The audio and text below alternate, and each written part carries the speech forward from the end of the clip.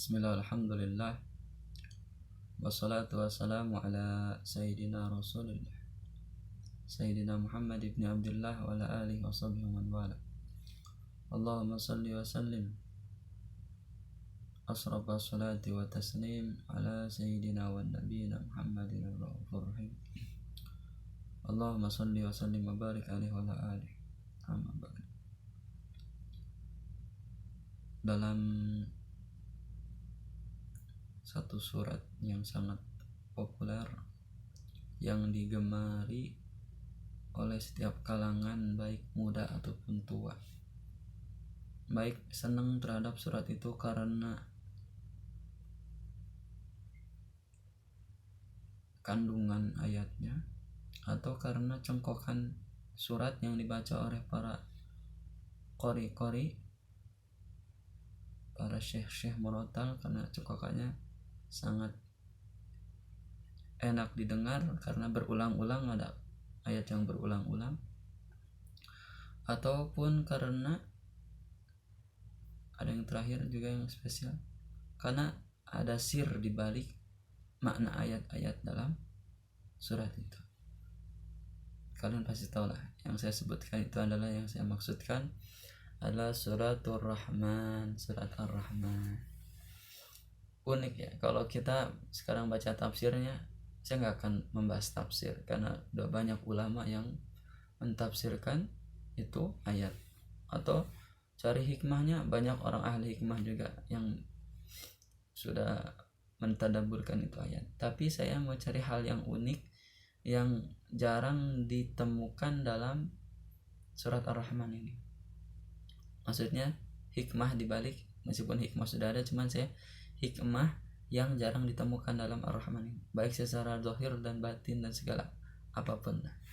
Ini dalam satu nazam Aqidatul Awam karangan Sayyid Ahmad Al-Marzuki rahimahullah, di situ diawali abda'u bismillahi warrahmani wa birrahimi daimil isani. Beliau memulai kitab itu tentang akidah itu dengan memulai bismillahi warrahmani. Kalau kalian detail masih ingat makna daripada Ar-Rahman, terus syarah-syarahan dari kitab Aqidatul Awam sangat banyak, saya simpulkan 3 hal. Ar-Rahman itu berarti nikmat Allah di dunia. Ada beberapa ulama yang menafsirkan gitu dalam syarah Aqidatul Awam. Adapun yang bermakna Ar-Rahman itu adalah nikmat global. Jadi orang kafir pun dapat nikmat itu.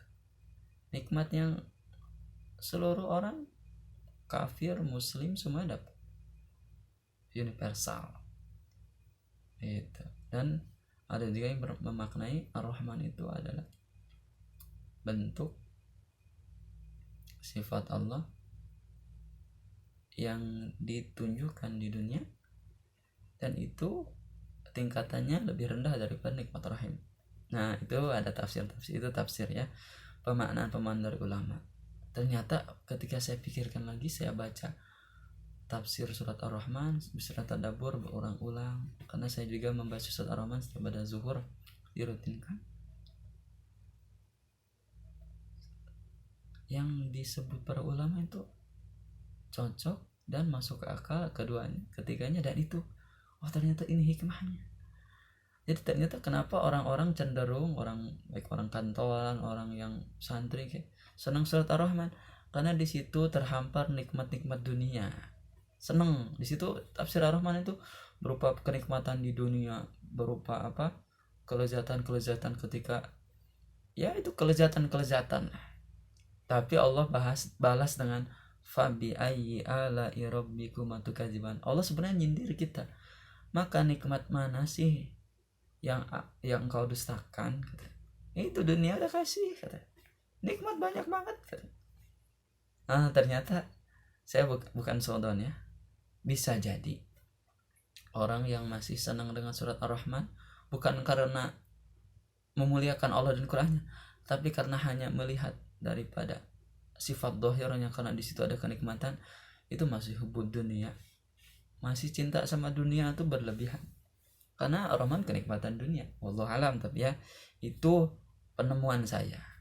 Jadi gak tahu, saya belum baca, mungkin kalau ada mungkin berarti bukan penemuan saya, tapi saya merasa, saya maksudnya saya nggak, karena belum baca ya terlalu banyak, misalnya karena kefakiran ilmu saya. Yang saya tahu, saya baru menemukan kesimpulan ini yang saya sebutkan tadi itu, tapi bermaknanya luas. Itu makna yang dipahamkan oleh orang awam, maksudnya kita juga awam umum, kita termasuk saya. Tapi yang khusus memaknai surat Ar-Rahman itu apa coba? Dunia itu ladang buat akhirat. Dunia itu sementara. Dunia itu hanya kedipan mata. Dunia itu safar, sedang safar. Nanti kita sampai ke rumah utama adalah akhirat. Rumahnya tuh belok ke surga atau ke neraka. Itu Ar-Rahman itu adalah gambaran hubbud dunia, yang disebutnya tuh kehinaan dunia. Itu yang khusus. Kata Allah tuh enggak, dunia tuh tapi kata Allah, ente mana sih nikmat yang Allah dustakan gitu. Tapi itu jadi tawasul buat kita cari dunia, tapi untuk mendekatkan diri kepada Allah bagus, berkah nanti, karena Ar-Rahman Masya Allah. Hanya kita semuanya cinta Ar-Rahman, tapi oleh orang-orang khusus, para wali Allah, surat Ar-Rahman adalah maknanya itu. Maknanya adalah dunia yang hina dinnya. Bahkan saking hinanya, ada satu hadis,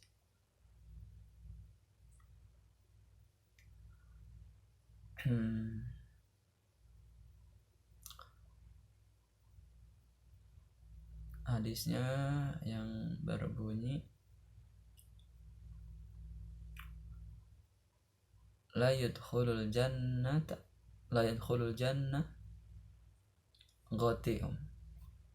Qati'un, sebutan qati'un, tidak akan masuk surga orang yang memutuskan tali silaturahim.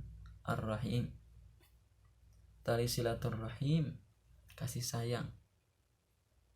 Gak pernah disebutkan tali silaturahman ya.